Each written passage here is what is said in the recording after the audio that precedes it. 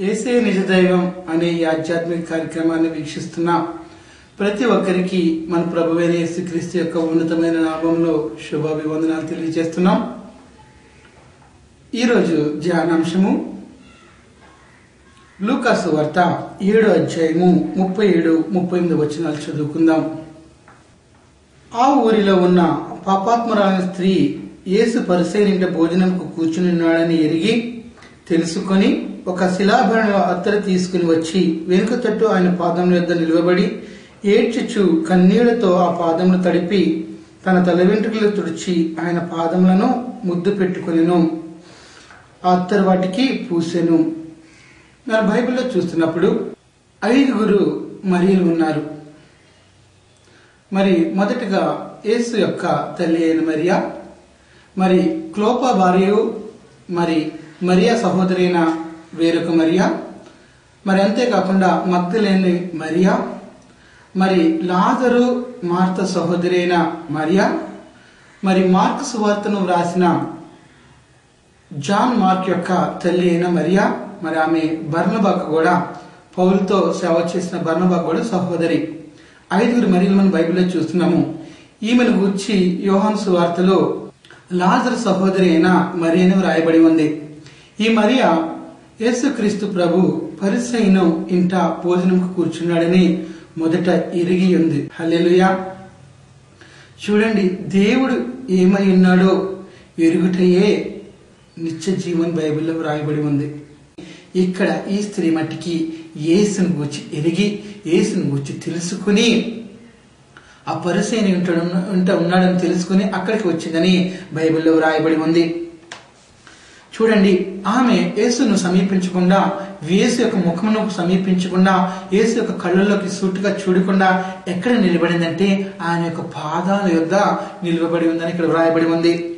నిజంగా ఏ భక్తుడైనా లేకపోతే ఏ భక్తురాలైనా కోరుకునే ప్రదేశం ఏంటంటే దేవుని యొక్క పాదాలు.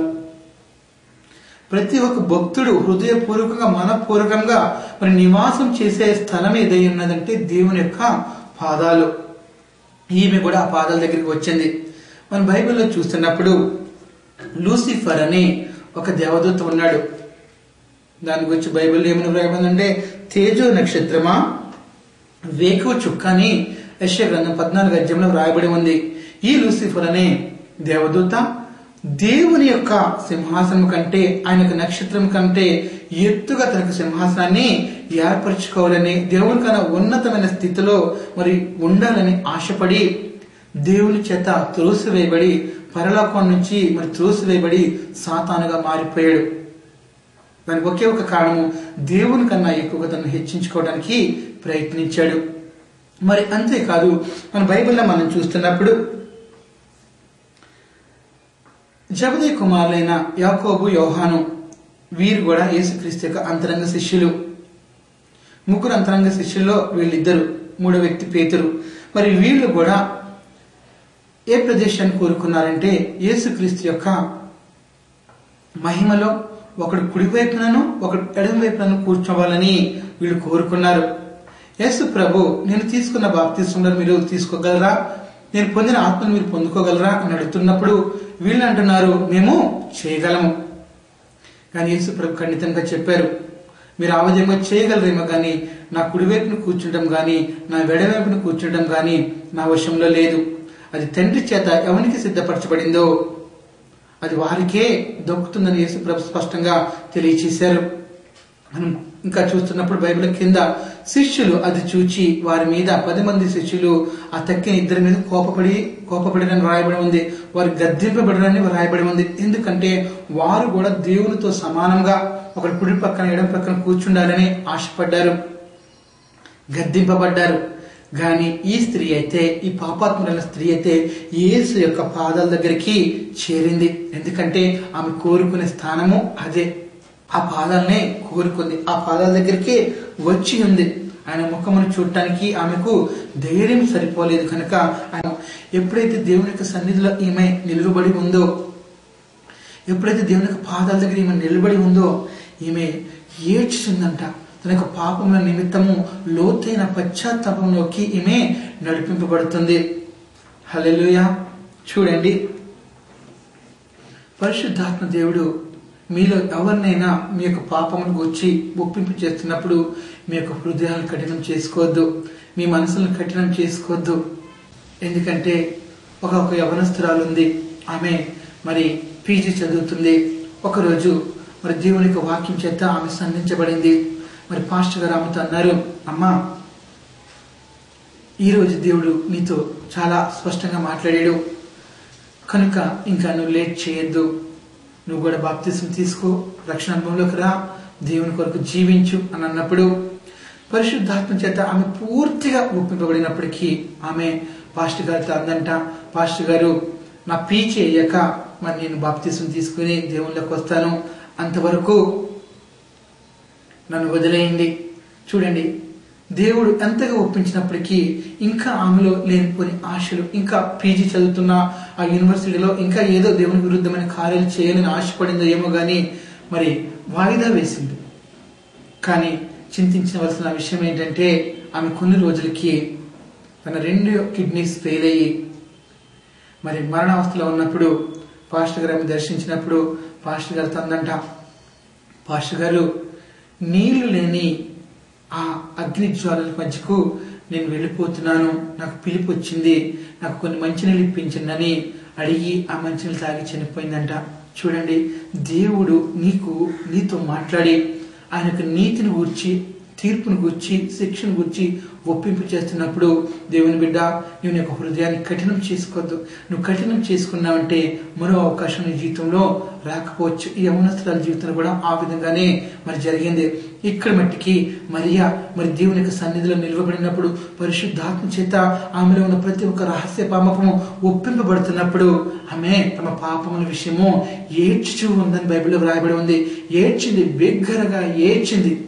హల్లెలూయా, హల్లెలూయా. ఎజ్రా విషయంలో కూడా మనం చూస్తున్నప్పుడు ఎజ్రా తన పాపముల విషయంలో మరి తన ప్రజల పాపముల విషయంలో ఏడ్చుచు దేవుని ఎదుట సాష్టాంగపడి ప్రార్థన చేశాడు. కాబట్టే ఎజ్రా యొక్క ప్రార్థన ద్వారా మరి ఇశ్రాయేలు ప్రజలు కూడా క్షమించబడి తిరిగి క్షేమంగా మరి యెరూషలేము పట్టణానికి చేరగలిగారు. మరి పేతురు విషయంలో కూడా చూస్తున్నప్పుడు పేతురు కూడా యేసు ప్రభు నేను ఎరుగను అని ముమ్మారు బొంకినప్పుడు మరి తాను చేసిన పాపాన్ని వచ్చి 3 సంవత్సరములు దేవునితో తిరిగి యేసు ప్రభుతో తిరిగి జీవించిన పేతురు మరణం వరకు నేను ప్రభువా నీతో కూడా వస్తానని మరి అందరూ ఎదుట మరి పలికిన పేతురు యేసు నేను ఎరుగునని ఆ విషయాన్ని గురించి మరి శపించుకుంటున్నాడంట. తను తాను ఆ విషయాన్ని గురించి శపించుకున్నప్పుడు కోడి కూసిన వెంటనే మరి దేవుని యొక్క మాటలు, యేసుక్రీస్తు యొక్క మాటలు మరి పేతురు జ్ఞాపకం తెచ్చుకుని సంతాపపడి మరి బిగ్గరగా ఏడ్చి ఉన్నాడని మన బైబిల్లో చదువుతున్నాం. ఏడుపు అన్నది పశ్చాత్తాపానికి మరి గుర్తు. ఈమె కూడా లోతుగా మరి ఏడ్చింది. దేవుడు ఒక వాక్యం సెలవిస్తున్నాడు యోవేలు గ్రంథంలో మనం చూస్తున్నప్పుడు, ఇప్పుడైనను మీరు ఉపవాసం ఉండి కన్నీరు విడిచుచు దుఃఖించుచు మనపూర్వకంగా తిరిగి నా యొద్దకు రండి. చూడండి, ఇశ్రాయేలు ప్రజలకు దేవుడు ఒక ఇన్విటేషన్ ఇస్తున్నాడు. ఇప్పుడైనా ఇంతకాలము మీరు అతిక్రమం చేస్తారు, ఇంతకాలం పాపం చేస్తారు, ఇంతకాలం ఇష్టానుసారంగా మరి నాకు విరోధంగా పాపం చేసి నా హృదయాన్ని ఆయాసపరిచి నన్ను గాయపరిచారు.